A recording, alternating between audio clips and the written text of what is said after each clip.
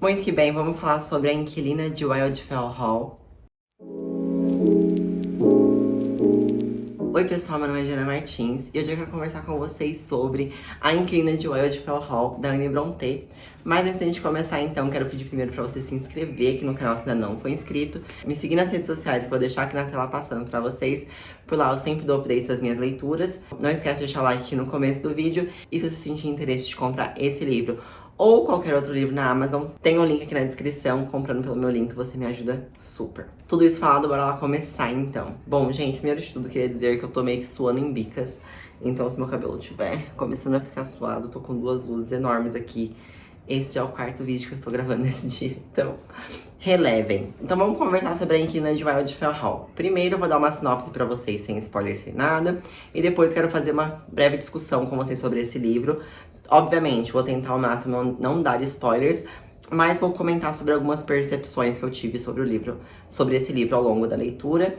E esse é um livro, assim, diferente de muitos outros, que não é sobre ter um plot twist ou ter alguma coisa. Então eu acho que também você saber certas coisas não estraga a leitura, mas eu não vou contar nenhum incidente necessariamente que acontece, vou tentar falar um pouco por alto, sabe? Pra não estragar pra vocês. Esse é um livro, então, da Anne Brontë, que é uma das irmãs Brontë.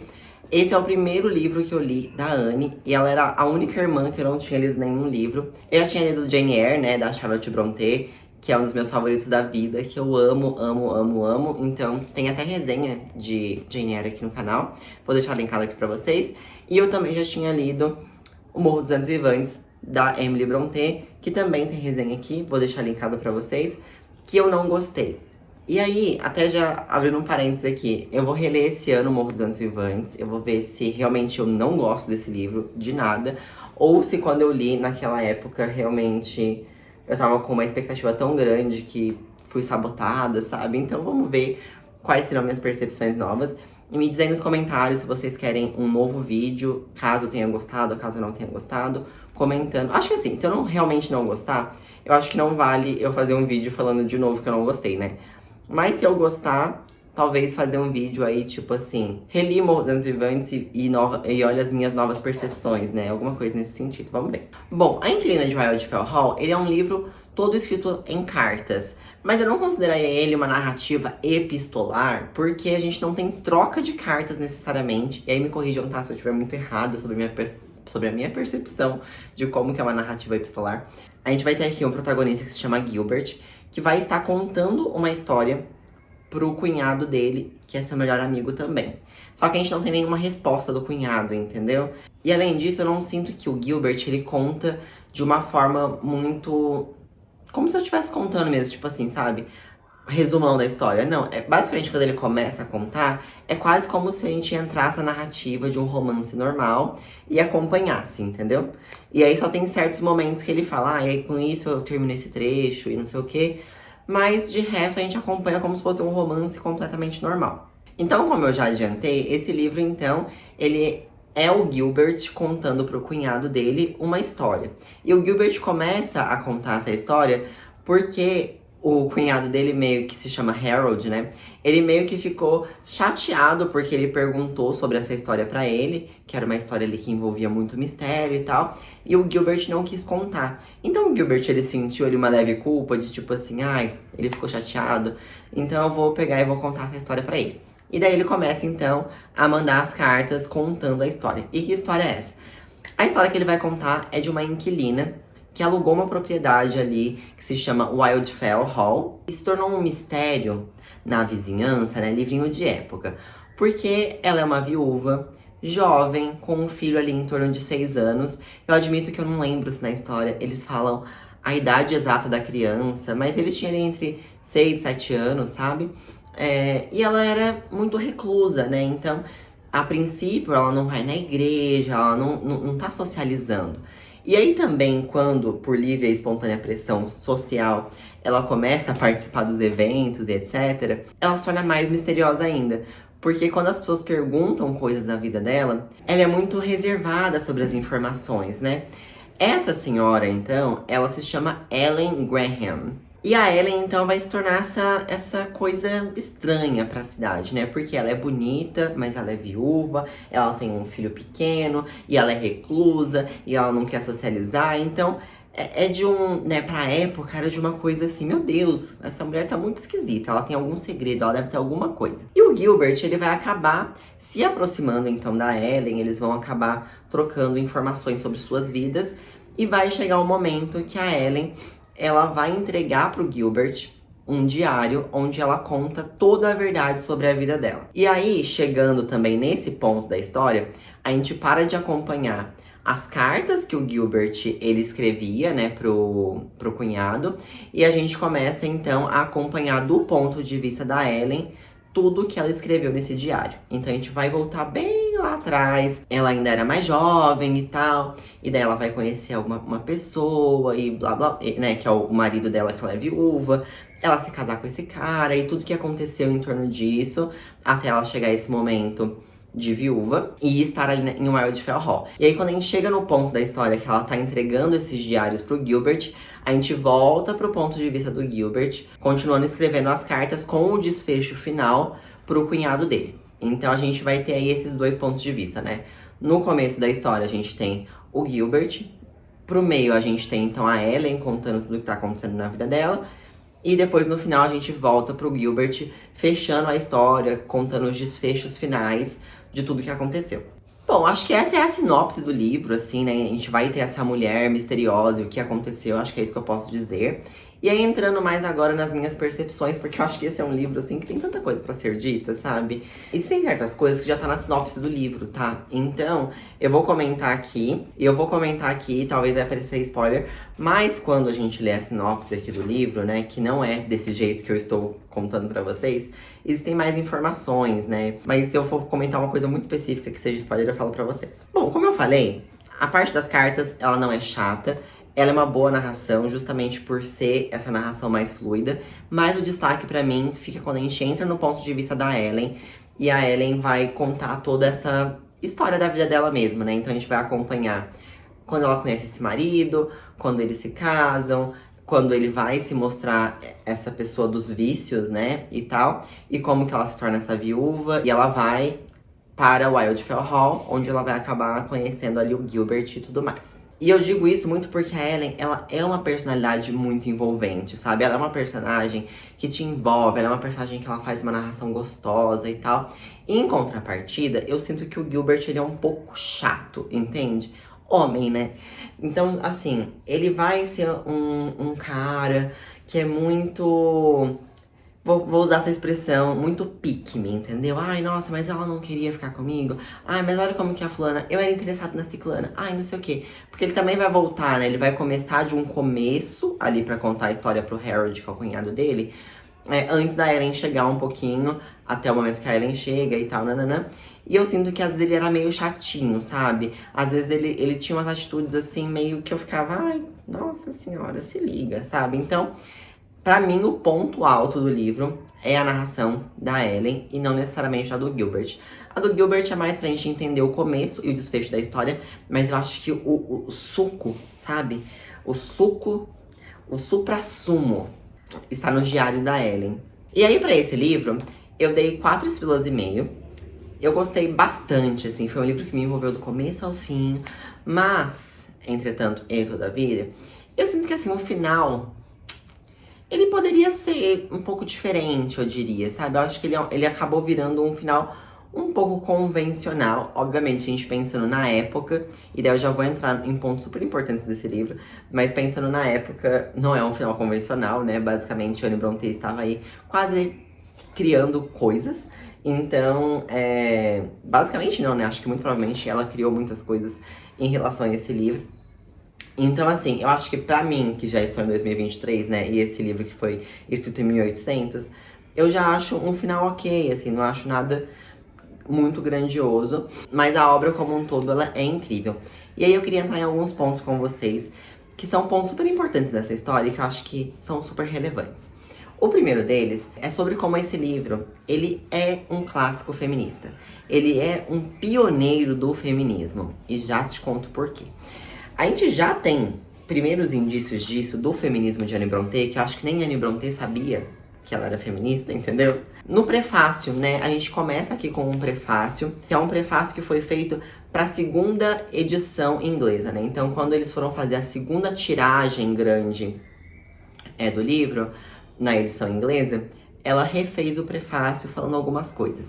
E, gente, a Anne Brontë, aqui ela foi luz, tá? Aqui ela foi luz. Porque ela simplesmente decidiu massacrar os críticos. E foi tudo.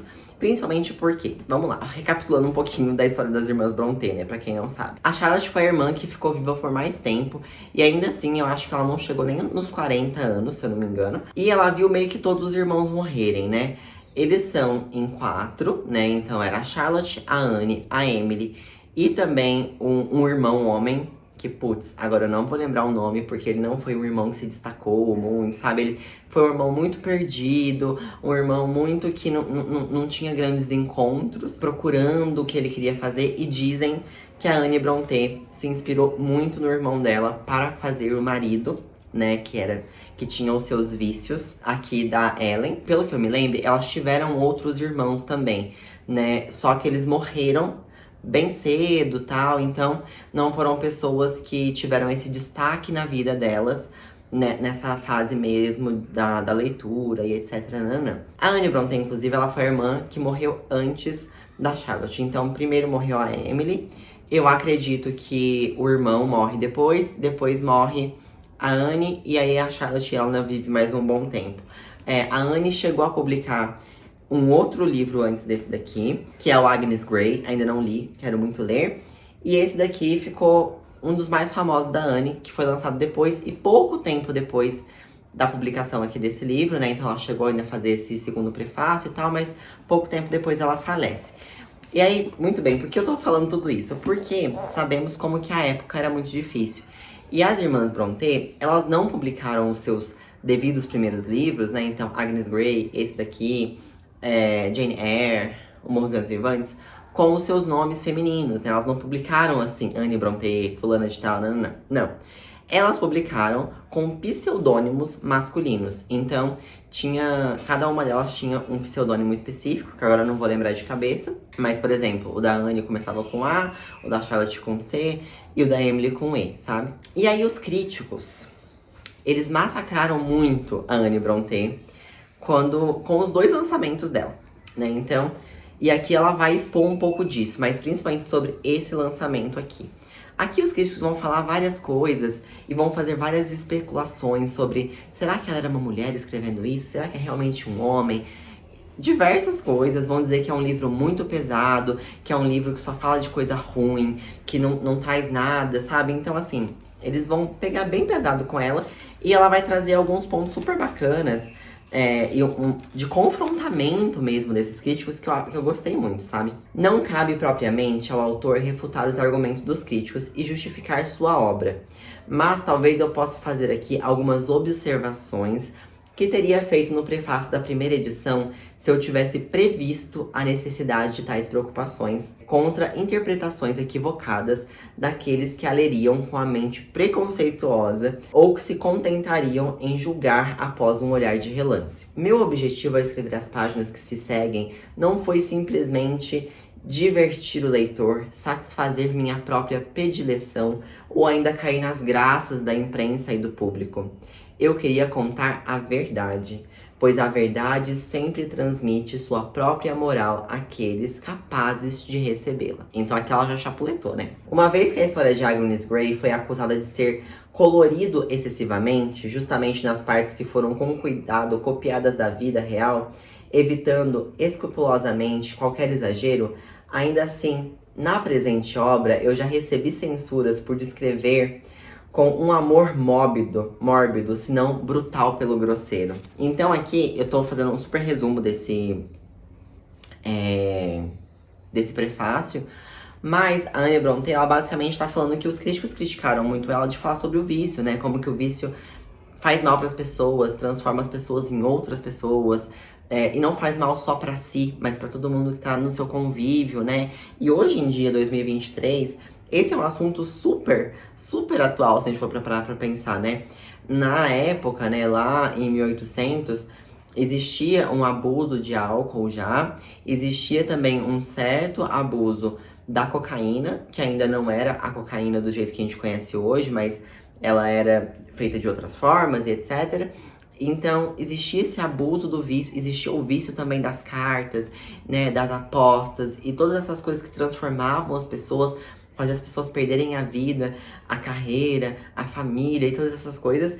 E aí, quando a Anne, ela coloca isso aqui no livro dela, os críticos dizem que ela tá enaltecendo ou trazendo um amor para o brutal, pro grosseiro, sabe? Ela tá querendo dizer com isso que ela tá aqui pra mostrar como que esses vícios são ruins.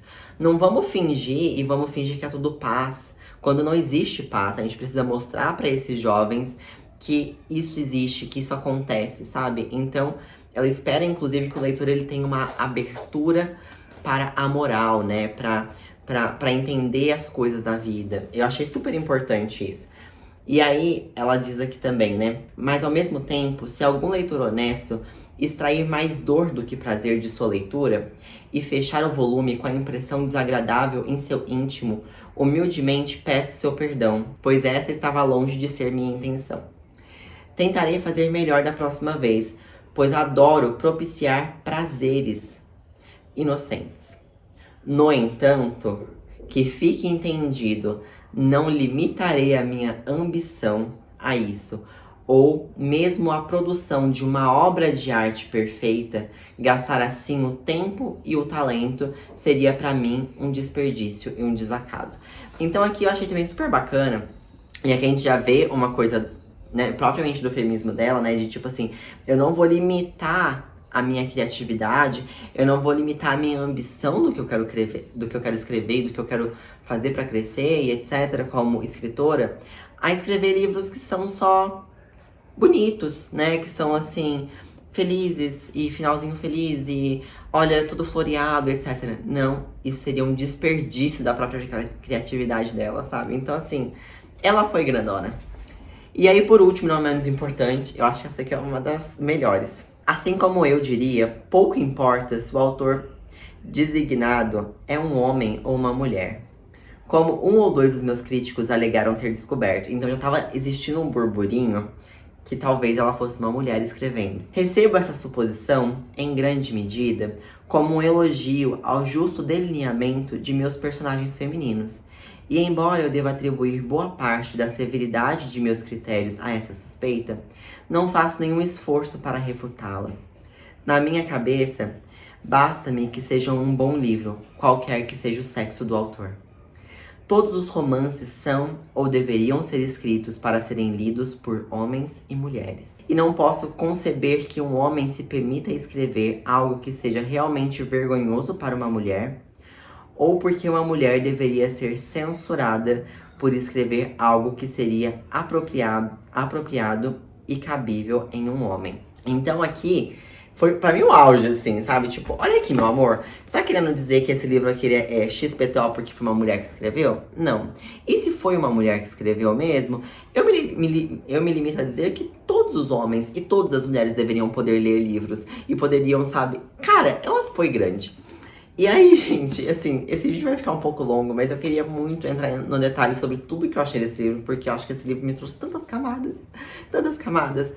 E daí queria entrar em algumas camadas também de quando a gente começa a falar realmente da história, sabe? Porque esse livro, ele realmente é um clássico feminista quando a gente para pra pensar na Ellen como personagem principal, né? Então a Ellen, ela vai se casar aí com esse marido dela. E ele tem um sobrenome super difícil, então eu nem vou entrar muito no detalhe do sobrenome dele. Porque a gente sabe que em livro de época, a gente conhece muitas pessoas pelo sobrenome, né? Então a gente fala o senhor fulano, a senhora ciclana, né? Então é muito sobre sobrenomes, mas ele chama Arthur. E ele vai ser esse personagem propenso à questão do vício, né? Que a Anne Brontë é tão criticada aqui nesse livro, então. E ele, no começo, quando ele tá ali, né, tipo, conversando e seduzindo a Ellen, né, tipo, pra ela se casar com ele já se mostra um homem péssimo. Só que, e aí é que tá, eu acho, sabe? Como a gente, e aqui eu abro uma outra discussão, como a gente se ilude para com os homens, né? Às vezes o que a gente mais gosta num homem quando a gente não tá num relacionamento com ele é a coisa que mais vai fazer mal pra gente no futuro. Ele era um rapaz muito da vida, muito divertido, muito dinâmico, sabe? Sempre assim, trazendo percepções e coisas diferentes, né? Pra ela que era uma mulher e não sei o quê. E aí, depois que eles se casam, ele começa a sentir o tédio, né? Da vida do casamento. E aí ele vai fazer o quê? Ele vai querer viajar sem a Ellen. Ele vai querer continuar vivendo uma vida de solteiro sendo casado, né? E continuar, vamos colocar assim, pecando, né? Usufruindo de vícios, usufruindo de mulheres, usufruindo de várias coisas que ele não deveria estar fazendo, porque agora ele é um homem de família, vamos colocar assim, agora ele deveria estar pensando em outras questões, né? Ele deveria estar pensando em cultivar o dinheiro dele, ele deveria estar criando uma maturidade, ele tem um filho agora, né? Deveria estar cuidando do próprio filho, mas não, ele tá gastando a torta direito, bebendo pra caramba, desaparecendo por semanas, então ele vai ser essa pessoa muito propensa a vícios. A gente vai acompanhando isso muito do olhar da Ellen, assim, como que isso vai fazendo tanto mal pra ela, como que isso vai transformando ela, aos olhos dele, na pior mulher do mundo. Porque ela não é divertida, ela não é não sei o quê. E ela vai percebendo que aquilo que ela amava nele, que parecia ser uma jovialidade, na verdade era só uma grandíssima inconsequência e só uma coisa muito ruim e uma pessoa completamente sem partido e completamente sem foco de vida. E ela fica pensando, meu Deus, o que eu faço agora, né? Eu tenho um filho aqui pra criar e ele tá ensinando tudo de ruim pro meu filho. Eu não quero que meu filho caia no vício também. Eu não quero que meu filho esteja propenso a essas coisas. Então a Ellen, ela começa a ter pensamentos de como que eu posso sair desse lugar, de como que eu posso sair daqui, mas eu sou casada. E existem muitos pensamentos feministas nessa personagem em relação a querer buscar algo melhor pra ela e também a até fazer o próprio sustento. Então ela é uma artista, ela é pintora, né, e tal. Eu posso me sustentar da minha arte. Pensa isso lá em 1800, sabe? Então eu posso sustentar da minha arte, eu posso vender, eu posso dar do meu filho, eu posso, né, eu posso sair desse antro aqui. E daí acho que um ponto super importante que eu queria levantar aqui, e isso eu cheguei até a comentar no meu Instagram, é um pouco também sobre como que nós, mulheres, sofremos muito na mão dos homens, pelo menos desde 1800. Parece bobeira, mas é muita verdade, assim, porque eu percebi que esse livro ele é tão atual, não só pela questão do vício, mas também pela questão do próprio relacionamento, né, heterossexual, dizendo assim, entre homens e mulheres. Eu percebo que estamos vivendo, né, e eu vejo até pelas minhas amigas, a mesma coisa, pelo menos desde 1800. A gente está na mão de homens querendo a mesma coisa, sabe? A gente tem momentos aqui que ele fala, sabe, o que ele queria da Ellen, sabe? Ele queria uma mulher que ficasse em casa, que cuidasse da casa enquanto enquanto ele estivesse fazendo o que ele quisesse fora de casa, estivesse ali cuidando da casa, cuidando dos filhos, cuidando de tudo. Quando ele chegasse em casa, ele queria que essa mulher estivesse ali receptiva e sendo amável e dando carinho e nutrindo ele, porque é sobre nutrir sempre o homem, né? Nunca é sobre o desejo feminino, é sempre sobre a nutrição do homem, né? O que eu estou fazendo de errado que eu não tô conseguindo nutrir ele o suficiente. Então, né, já abre toda essa camada de discussão. E ela fala exatamente isso, né? Que ele quer isso, essa mulher que fica em casa, que esteja lá pra quando ele precisar. E também, quando ele não quiser mais esse amor e ele quiser ir pra rua, ele quiser se divertir, nanana, não questione. Continue ali caladinha, entendeu? Era isso que ele queria dela, sabe? Como se ela não tivesse desejo, como se ela não tivesse importância, como se ela não tivesse tristeza, como se ela não tivesse felicidade. Tem uma outra parte super importante aqui dela, que ela diz: eu consigo ver que ele fica feliz com a minha frustração, com a minha tristeza. Porque é como se, a partir do momento que ele tá gerando alguma coisa nela, isso pra ele já acaricia o ego, entendeu? E eu vejo um comportamento muito masculino nisso, assim, de como hoje em dia, eu digo, né? De como o homem, né, por mais que a gente tenha uma discussão muito grande sobre o feminismo, e a gente tenha uma discussão muito grande sobre o desejo feminino e etc, e muitos homens se coloquem como pró-feministas, etc, eu vejo que é uma questão mesmo de criação, de que os homens, eles são criados para serem nutridos o tempo inteiro, né? Mas eu acabo até falando da mãe, porque vem daí, porque o pai, ele não tá ali pra nutrir aquela criança, né? Então a mãe, ela é responsável por estar o tempo inteiro tendo que nutrir, porque não existe pai. Então, esse homem, ele cresce esperando sempre que outras mulheres sejam a mãe dele, certo? E sempre esperando que seja uma mulher que, não importa se ele sai de casa ou se ele fica em casa, essa mulher, ela está lá para nutri-lo. Não é que ele quer nutrir ela de volta, né? E isso ser uma troca de afeto, de amor. Não. É sobre a mulher estar nutrindo ele. Não é à toa, e esse livro também retrata isso, que eu acho incrível.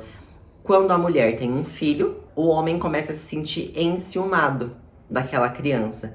Porque ele percebe que o amor que era antes dele, agora tá sendo passado por uma criança, passado por um outro ser. E esse livro também traz isso, sabe? Esse trecho, pelo menos, eu deixei marcado. Ele fala assim, ó. Ellen, definitivamente vou acabar odiando esse pequeno desgraçado se você continuar a idolatrá-lo tão desvairadamente. Você está absolutamente apaixonada por esse bebê. E aí, nisso, ela fala assim, Nossa, como assim? Você não tá falando sério, né? Você também tem que estar apaixonado por esse bebê. Ele não é só meu filho, ele é nosso filho. E aí ele fala assim, você não pensa em outra coisa. Quer eu esteja chegando ou saindo, presente ou ausente, alegre ou triste, tudo é indiferente pra você. Contanto que tem essa criaturazinha feia para bajular, você não faz ideia do que se passa comigo. Então você vê o ciúme do próprio filho. E isso é real hoje em dia. A gente entende isso aqui, a gente tá falando de 1800. E 2023 a gente tá no mesmo lugar. Não é um pouco assim, às vezes até desesperador? Então, essa constante coisa da nutrição. Cara, esse livro me fez tanto refletir sobre isso, assim. E aí, voltando só no ponto ali da tristeza, né, dela fazer bem pra ele, é como se ele criasse importância de novo na vida, entendeu? E eu já percebi isso em diversos relacionamentos, inclusive comigo, sabe? De tipo, eu não tô conseguindo te causar nada, então eu vou te causar dor. Eu vou parar de te responder, pra te deixar na expectativa, na esperança. Eu vou sumir, eu vou fazer isso, vou fazer aquilo. Porque tem vários momentos do livro que o próprio Arthur, ele vai embora e ele some ali pra poder fazer as vivências de solteiro dele, pra causar dor na Ellen. Ou às vezes ele bebe só pra causar dor na Ellen. Porque aquilo vai deixar ele mais vivo. Ele vai ver que ele tem importância. Então, se ela não tá nutrindo ele, alguma coisa ele tem que fazer pra ela ver ele. Então, ele vai causar dor. E eu percebo esse comportamento muito grande em homens hoje em dia, que é, se eu não consigo ter a sua atenção pelo bem, eu vou fazer isso pelo mal. Então eu vou te dar um ghosting, então eu vou fazer você sofrer dentro desse relacionamento, vou tornar esse relacionamento um relacionamento abusivo, eu vou usar de força física pra te fazer sofrer, pra mostrar esse poder, pra mostrar quem é que manda, sabe? Pra mostrar que você não tem que dar atenção pra aquele, você tem que me nutrir, é sobre mim, esse relacionamento é sobre mim, é sobre tudo isso, sabe? Então, eu achei muito importante esse livro. Ele é um livro de 1800, mas super atual, ele aborda vários temas nesse sentido. E aí, por último, porque esse vídeo tá muito grande, eu tô com muito medo da minha bateria acabar a qualquer momento, queria comentar sobre uma coisa só, que eu vejo nos 3 livros das irmãs Brontë, né, de cada uma das irmãs, mas que eu acho que tem muito a ver, inclusive, com a criação delas. Elas eram cristãs, né, elas tinham, não sei se cristã, ou porque, né, lá na Inglaterra é tudo confuso essa questão de igreja, mas eram pessoas que iam pra igreja, vamos colocar assim, né, então tinham a fé muito forte, e eu sinto que elas carregam, em todos os livros, nos 3 livros que eu li, isso é claro, a culpa cristã. Acho importante a gente discutir aqui também sobre isso, porque eu percebi com clareza, assim, depois de tudo que o Arthur fez de ruim pra Ellen, né, e ela ter conseguido sair disso, ela carrega uma culpa de ter deixado ele, né, ela carrega a culpa do, mas eu casei, né, eu prometi um monte de coisa e agora eu tô aqui sozinha. Então ela não se permite viver novas coisas, ela não permite ser livre desse relacionamento, por mais que ela tenha se tornado livre desse cara, dessa pessoa, desse karma, fisicamente, mentalmente, é sempre como se ele fosse um peso, né? Que é essa coisa da culpa cristã mesmo, né? De, por mais que você esteja fazendo uma coisa boa, se você não tá dentro, na minúcia do que deveria ser esperado de você, você tá fazendo algo errado. Pegar as coisas e trazer o perdão, né? Eu vou perdoar ele, eu vou cuidar dele. Por quê? Porque eu prometi ser esposa dele. Porque eu fiz meus votos perante a Deus, perante a tudo para esse homem. Então, Eu vou fazer, sabe? Então, eu sinto que isso acontece nos 3 livros, né? De elas sempre trazerem essa culpa cristã, de elas sempre trazerem essas questões da religião e de como existe uma culpa. Então, aí é que tá, né? E também acho que isso linka muito com a questão do feminismo, assim. Que é, por mais. A Anne Brontë, ela não escreveu esse livro pensando feminista, sabe? Não. Ela escreveu esse livro analisando questões que eram básicas de direitos femininos que não existiam, mas que pra ela, acho que talvez até sem esforço, né? Dela querer aquilo, mas ao mesmo tempo carregando uma culpa, né? Ao mesmo tempo carregando uma certa coisa de que, mas no final eu preciso ser boa, senão eu não chego no céu. Não nesse sentido, assim, também quero deixar claro, tá? Não no sentido de, a personagem aqui faz isso porque ela quer chegar no céu. Não, não é isso. Mas é como se a própria autora colocasse essa virtude de bondade na protagonista, porque senão ela seria too much, vamos dizer assim. Senão ela não seria uma protagonista boa o suficiente para a sociedade ler sobre ela, né? Porque a Ellen tem essa bondade inerte dentro dela, né? Essa bondade de que ela precisa doar. Por mais que ela tenha diversos pensamentos que girem em torno de eu não preciso estar aqui, eu posso ver da minha arte, esse homem é um crápula, ele não merece estar aqui com meu filho, ele só vai estragar essa criança, ele vai fazer de tudo, ele é um viciado, ele é não sei o que, nanana. Ela tá lá ainda, ela volta pra nutrir. Mesmo que seja no leito de morte, mesmo que seja pra que esse personagem, no seu último arco, ele tenha um arrependimento. Existe um pouco dessa culpa cristã pela própria criação das irmãs Brontë, sabe? E na Anne ficou muito claro aqui, da Charlotte também é super claro em Jane Eyre. E queria deixar esse pontuado pra vocês. E, gente, acho que vou fechar o vídeo aqui. Eu tentei fazer mais um talk, né? Tipo, não só fazer uma resenha do que eu achei, mas a gente conversar um pouco mesmo. Então me deixa aqui nos comentários se você já leu, A Inquilina de Wildfell Hall, o que você achou, se você conseguiu ter essas visões. Achei super importante ver a Anne Brontë como esse ícone feminista, que eu não tinha o menor conhecimento que ela era, sabe? E eu digo que esse aqui é um livro pioneiro do feminismo, não são fontes vozes da minha cabeça, tá? Isso, inclusive, está escrito aqui, ó. A Inquilina de Wildfell Hall é um clássico considerado pioneiro da literatura feminista. Então, acho que ele é um livro super importante e às vezes a gente fala pouco sobre clássicos, né? E como que um clássico de 1800 pode ser tão atual, falando sobre vício, falando sobre relacionamentos tóxicos, sobre o machismo social, sobre a vontade de uma mulher querer prosperar, né? E poder ter o direito de prosperar. E aí também quis trazer um pouco dessa reflexão aí sobre a culpa cristã, né? De você querer fazer coisas que são pro bem, mas ao mesmo tempo, socialmente, é esperado outras coisas de você como mulher nessa sociedade. Então, se você não cumprir esse papel, talvez você realmente não esteja sendo boa e etc. Mas é isso, se você gostou desse vídeo, então, não esquece de deixar seu like aqui. Me segue nas redes sociais, vou deixar passando aqui na tela pra vocês de novo. E a gente se vê num próximo vídeo. Um beijo grande e até a próxima. Tchau!